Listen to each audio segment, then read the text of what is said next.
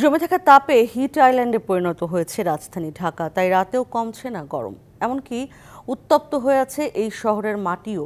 নিঃসরণের সুযোগ না থাকায় তাপ জমে আছে বায়ুমণ্ডলে। আবহাওয়া বিজ্ঞানীরা বলছেন, বন উজাড়, জলাশয় না রাখা এবং অপরিকল্পিত নগরায়নের ফলে এই পরিস্থিতি তৈরি হয়েছে। তীব্র গরমে রাজধানী ঢাকার জনজীবন প্রায় বিপর্যস্ত। চলতি বছর ২৬শে এপ্রিল পর্যন্ত রাজধানীর তাপমাত্রা উঠেছে সর্বোচ্চ ৪০.৪ ডিগ্রি সেলসিয়াসে। তবে পুরো এপ্রিল জুড়েই রয়েছে গরমের তীব্রতা, এমনকি রাতেও কমছে না গরম। সারাদিন তো গরম আছে, রাতের বেলায় এইটা বিল্ডিংয়ের মধ্যে যে তাপ উদ্গীরণ হয় সেই তাপটা সন্ধ্যার পরে ছেড়ে দেয়। ছাড়ার পরেও ঠান্ডা হচ্ছে না, তারপরে আমাকে ফ্যান ছাড়তে হচ্ছে, ইভেন টেবিল ফ্যানও ছাড়তে হচ্ছে।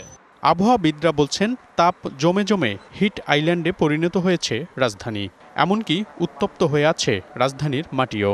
ঢাকাকে হিট আইল্যান্ড হিসাবে উদাহরণ দিতে পারি, কারণ ঢাকা কিন্তু একটা বদ্ধ জায়গা এবং এখানে তাপমাত্রা যদি ৩৬-এর নিচেও নেমে যায় তখনও কিন্তু মানুষের অস্বস্তিকর অবস্থাটা থাকে। রাস্তাঘাটে কিন্তু মাটির চেয়ে কংক্রিট আইটেমের পরিমাণটা বেশি। একই হিট যখন এই কংক্রিটের উপরে পড়ে তখন সে খুব দ্রুত উত্তপ্ত হয়ে পড়ে। আবহাওয়া বিজ্ঞানীরা বলছেন, রাজধানীর গাছ কাটা, জলাশয় ভরাট ও অপরিকল্পিত নগরায়নেই তৈরি হয়েছে এই পরিস্থিতি। চারপাশে আপনি দেখবেন স্ট্রাকচার, তাই না, নর্মাল সয়েল বা নর্মাল গাছপালার সংখ্যা খুবই কম। তো বিল্ট এনভায়রনমেন্টতে আপনার তাপের যে রিফ্লেক্টিভিটি সেটা তো বেশি হবে। গাছপালা কেটে ফেলা বা জলাশয় ভরে ফেলা, এটার কারণে আমাদের ন্যাচারাল যে সহনশীলতা সেটা নষ্ট হয়েছে। ওয়ালটন ফ্রিজ কিনে অনেকের মতো আপনিও হয়ে যেতে পারেন মিলেনিয়াল, সেরা পণ্যের সেরা অফার। পরিবেশ বিজ্ঞানীরা বলছেন, এই পরিস্থিতির পরিবর্তন না হলে সামনে এক সময় পালাতে হবে রাজধানী ছেড়ে।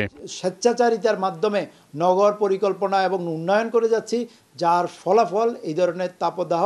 গাছ এবং জলাধার, নীল এবং সবুজ, এই দুইটা রক্ষা করেই নিজেদের রক্ষার পথ রাখতে হবে, না হলে পালানোর কোনো জায়গা থাকবে। পরিস্থিতি মোকাবিলায় সংশ্লিষ্ট সব মন্ত্রণালয় ও সংস্থাগুলোকে সম্মিলিত ও পরিকল্পিতভাবে কাজ করার আহ্বান জানিয়েছেন বিশেষজ্ঞরা। মনিরুল সোহাগ, ডিবিসি নিউজ, ঢাকা।